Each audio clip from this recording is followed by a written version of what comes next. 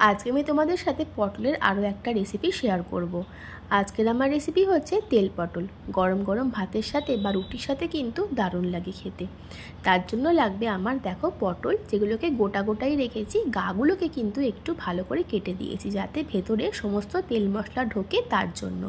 এরকম করে কেটেও করতে পারো গোটা গোটা রেখে, আবার মাঝখান থেকে চিরেও কিন্তু করা যায়। পটলগুলোকে ফার্স্টে ভেজে নেব। তার জন্য কড়াই দিয়ে দিচ্ছি সর্ষের তেল। তেলের ওপরেই দিয়ে দিয়েছিলাম নুন আর সামান্য হলুদ দিয়ে পটলগুলোকে এই ভাজার সময়ই 80% মতন সেদ্ধ করে নেব। একদম ভালো করে পটলগুলোকে ভেজে নেব। তো পটলগুলো ভালো করে ভেজে নিয়ে তারপরে ফিরে আসছি। পটলগুলো আমার ভাজা হোক ততক্ষণে চলো একটা পেস্ট বানিয়ে নিয়েছি, আদা আর কাঁচা লঙ্কা, যার একটা স্মুথ পেস্ট বানিয়ে নেব। আর এইদিকেও দেখো পটলগুলো দুদিক কিন্তু একদম লাল লাল করে ভালো করে ভেজে নিয়েছি। এইবারে পটলগুলোকে আমি তুলে রাখবো একটা অন্য পাত্রে। ওই তেলের মধ্যেই দিয়ে দিলাম সামান্য একটু কালো জিরে ফোড়ন, তারপরে দিচ্ছি একটা তেজপাতা আর দিলাম কয়েকটা রসুন কুচি, দিয়ে দিচ্ছি এখানে দুটো বড় সাইজের পেঁয়াজ কুচি, ভেজে নেব। তো চলো পেঁয়াজগুলো খুব ভালো করে ভেজে নিই।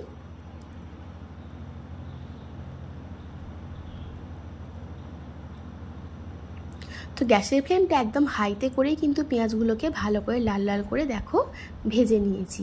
এইবারে এর মধ্যে দিয়ে দিচ্ছি একটা টমেটো, দিচ্ছি আদা আর কাঁচা লঙ্কার পেস্ট, আর দিয়ে দিলাম মিক্সির বাটিটা ধুয়ে সামান্য একটু জল, দিলাম কিছু গুঁড়ো মশলা যেমন হলুদ গুঁড়ো, পরিমাণ মতো নুন, ধনের গুঁড়ো আর জিরের গুঁড়ো দিয়ে মশলাটাকে একদম লো টু মিডিয়ামে করে খুব ভালো করে কষিয়ে নেব। সামান্য একটু চিনি দিলাম স্বাদের ব্যালেন্সের জন্য। তো দেখো এবার মশলাটাকে খুব ভালো করে কষিয়ে নেব যতক্ষণ টমেটোটা নরম হয়ে যাচ্ছে আর মশলার কাঁচা গন্ধটা চলে যাচ্ছে। তো গ্যাসের ফ্লেমটা কিন্তু একদম লো টু মিডিয়ামে করেই মশলাটা ভালো করে কষাতে হবে।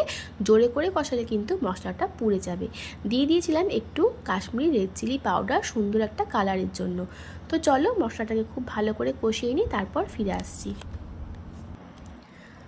তো দেখো টমেটোটা কিন্তু আমার নরম হয়ে গেছে একদম, আর মশলাটাও কিন্তু বেশ ভালো কষানো হয়ে গেছে। আমি আরও 5 মিনিট গ্যাসের ফ্লেমটা এবার হাইতে করে একটু কষিয়ে নেব মশলাটাকে।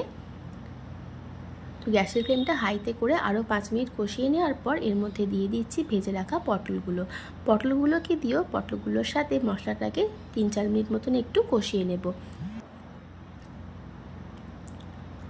পটলগুলোর সঙ্গে মশলাটাকেও 3-4 মিনিট একটু কষিয়ে নিয়েছি। এইবার এর মধ্যে দিয়ে দেবো গ্রেভির জন্য সামান্য একটু জল। খুব বেশি জল কিন্তু ব্যবহার করব না, যেহেতু একটু গামাখা করব, সেই জন্য এখানে জলের পরিমাণটা কিন্তু একটু কমই ব্যবহার করেছি।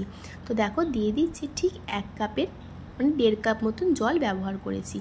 দিয়ে জলটা যখন খুব ভালো মতন ফুটে উঠবে সেই সময় এটা আমি ঢাকা দিয়ে দেব আর পটলগুলোকে আরও একটু সেদ্ধ করে নেব। তো দেখো মনে হয়েছে আর একটু জল লাগবে, সেই জন্য এখানে আমি আর একটু জল দিয়েছি। দেখতেই পাচ্ছ জলের পরিমাণটা কিন্তু খুব একটা বেশি ব্যবহার করিনি। এবার এটা আমি ঢাকা দিয়ে দেব 5 মিনিটের জন্য। তো দেখো 5 মিনিট পর আমার তেল পটলটা কিন্তু একদম রেডি হয়ে গেছে। এবারে আমি ওপর থেকে দেব সামান্য একটু গরম মশলার গুঁড়ো। পটলটা কিন্তু একদম সুন্দর সেদ্ধ হয়ে গেছে। দিয়ে দিলাম গরম মশলার গুঁড়ো, দিয়ে আবারও ভালো করে মিশিয়ে নিয়ে রেস্টে রেখে দেবো 5 থেকে 7 মিনিট। তো ভালো করে মিশিয়ে নিয়েছি। এবার এটা ঢাকা দিয়ে রেস্টে রেখে দেবো 5 থেকে 7 মিনিট, আর গ্যাসের ফ্লেম কিন্তু একদম বন্ধ করে দিয়েছি। তো দেখো তারপর ঢেলে নিয়েছি অন্য একটা পাত্রে। তো তৈরি হয়ে গেছে আমার গরম গরম তেল পটল, যা গরম গরম ভাতের সাথে তো ভালো লাগবে, সাথে রুটির সাথেও কিন্তু দারুণ লাগে।